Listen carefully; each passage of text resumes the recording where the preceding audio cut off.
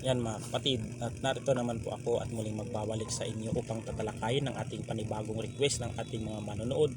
Yan ang ating topic ngayon, kung ano daw ang hitsura ng kahoy ng sinukuan mga kapatid. At bago po ako magsimula ay binabati ko ng magandang umaga, tanghali, hapon at gabi ang mga manonood ng aking video ito, na ang topic natin kung ano ang hitsura ng isang sinukuang kahoy. Yan. At narito ang legit na sinukuang kahoy, at bihira lang po kayo makakahanap at makakakita nitong sinukuang kahoy. Ang mga may hawak lamang nito ay merong mga tao na nakakakuha ng mga ganito dahil mahirap itong kunin mga kapatid, dahil mapanganib ang ano nito mga kapatid, ang anino ng punong kahoy nito ay mapanganib.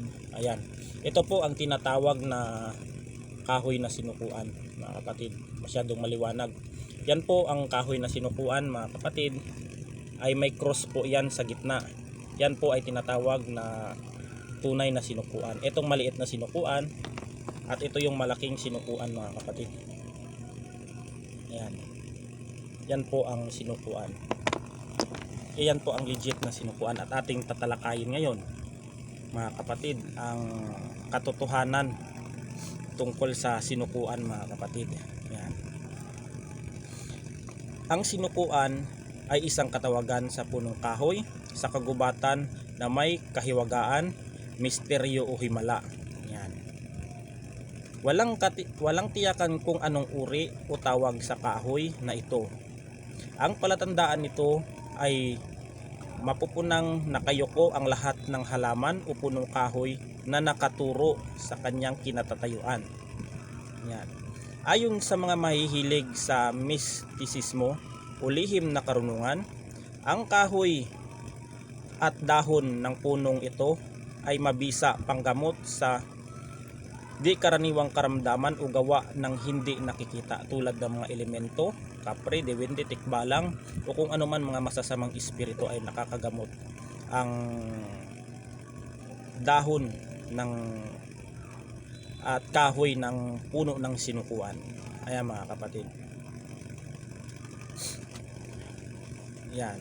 At kailangan po ninyo ng wastong pag-iingat sa pagkuha ng tinatawag ng sinukuan mga kapatid.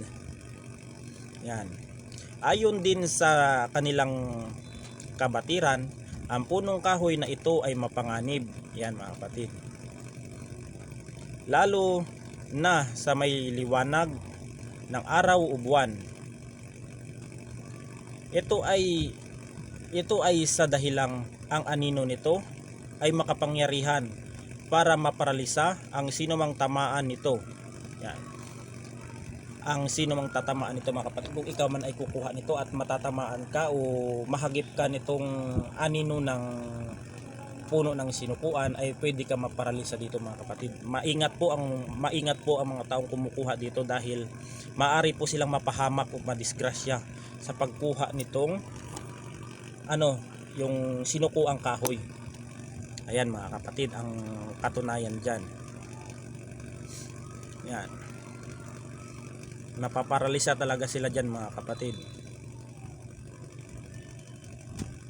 kung sila ay tatamaan.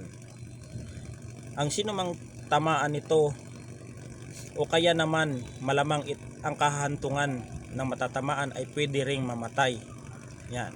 May balita na ito ay nasusumpangan sa liblib na bundok na itim sa Bicol at ilan sa mga kagubatang Mindanao. Ang mga salaysay tungkol sa sinukuan ay tungkol sa sinukuan sa Katagalugan ay mapapatunayan dahil sa nangasira ang lahat halos ng kagubatan ay sa nasabing rehiyon. Mahirap man maipaliwanag at paniwalaan ito, ang kahoy na ito ay isang sagisag ng hiwaga na kaibahan sa kalikasan sa bansang ito. Yan mga kapatid. Ito ay isang uri ng kahoy ng halaman na may cross sa gitna. Yan mga kapatid. Ito isang uri ng kahoy na may cross sa gitna.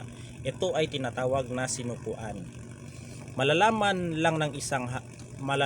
na ang isang halaman ay sinusukuan kapag may nakita kang halaman na nakatayo sa gitna ng mga nakayukong patay ng mga halaman at puno sa isang kagubatan sa Pilipinas. Ayan. Kunyari itong kahoy mga kapatid, ito yung kahoy ng sinukuan. Tapos may mga puno dito mga kapatid.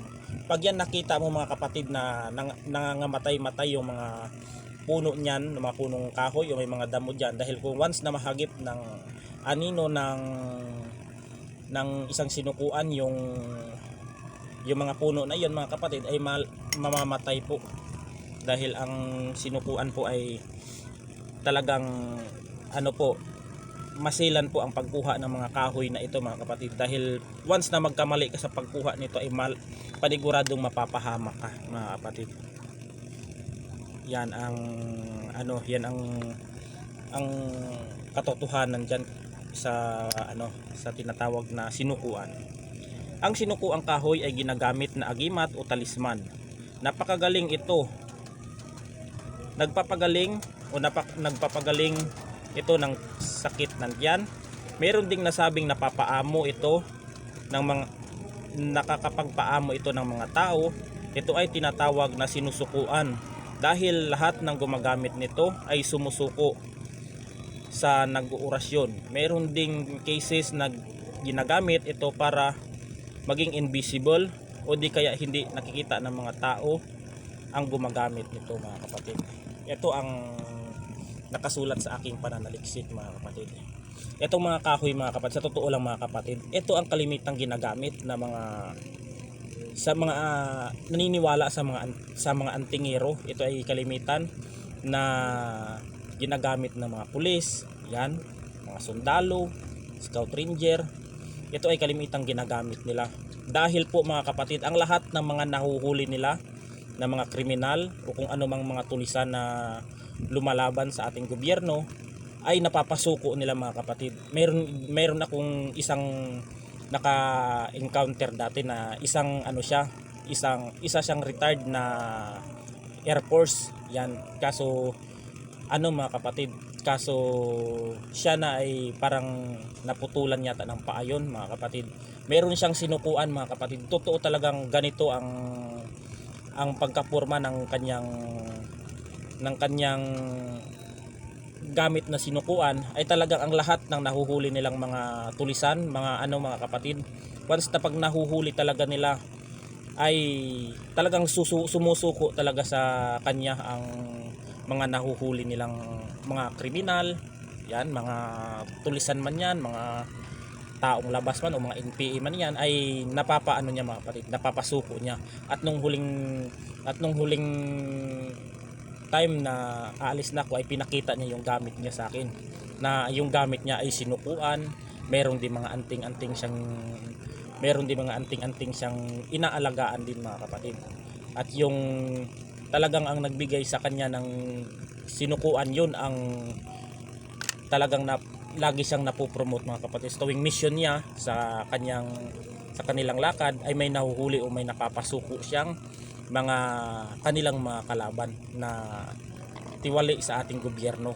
Yan mga kapatid, yan ang katotohanan ng hiwaga ng sinukuan mga kapatid. Ito ay lihim mga kapatid na ginagamit ng mga antingero, ginagamit ng mga manggagamot. Ito naman mga kapatid, nagkakaroon ako nito dahil ginagamit ko ito sa mga masasama.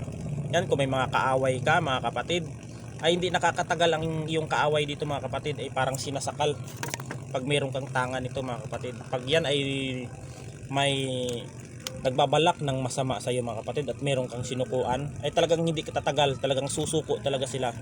Minsan ay pinapawisan, kinakabahan, malalaman mo na kung sino yung kaaway mo, kung sino yung mga taong may balak na masama sa iyo mga kapatid.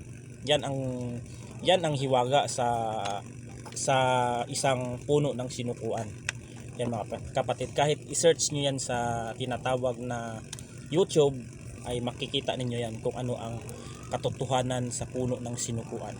Marami na rin kasing mga puno ng sinukuan ngayon mga kapatid na peke.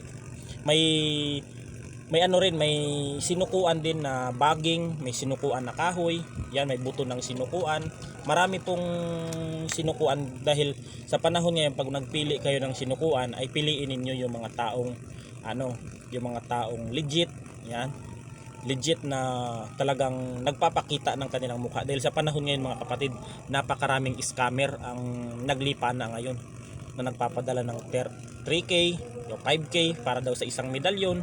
Tapos kung kakausapin ay hindi naman sila nakikipag-usap sa camera mga kapatid. Yan po ay tinatawag na scammer yang mga yan. Kaya mag-ingat po sa mga tao pong gustong magkuha o ng mga sinukuan na mga sinukuan na ganito, ay piliin niyo yung mga taong yung mga taong legit. Dahil ito mga kapatid ay rin nililimusan ko rin ito sa isang antingero din. Yan yung mga pinapalimos ko sa iba, yung mga kapatid ay nililimos ko rin yan. Parang kumbaga mga kapatid, meron din akong kakaunting tubo na kahit papano, mayroong sa isang araw ay may mairaos ang ating hindi naman kapatid na libo ang tubo mo sa pagpagawa ng mga medalyon o amulet. Hindi po mga kapatid, konti lang po ang tubo namin mga manggagamot. Yan lang mga kapatid. Yan, sa mga nagpapagawa ng pangontra sa amin, diyan lang kami bumabawi pag merong nagpapagawa. Pero pag sa gamutan ay hindi po kami naniningil. Donasyon lamang ang aming hinihingi. Ayan. Yan ang katotohanan ng tinatawag na kahoy na sinukuan. Naway magustuhan ninyo ang topic na ito, at hanggang dito na lang mga kapatid. At God bless us all. Ingat po tayo palagi. Naway na manatili ang kaligtasan sa ating sa atin araw-araw, at malayo tayo sa disgrasya, panganib, saan man kayo naroon o papunta, ay magkaroon nawa kayo ng kaligtasan saan man kayo naroon. Ayan, dito na lang, at God bless.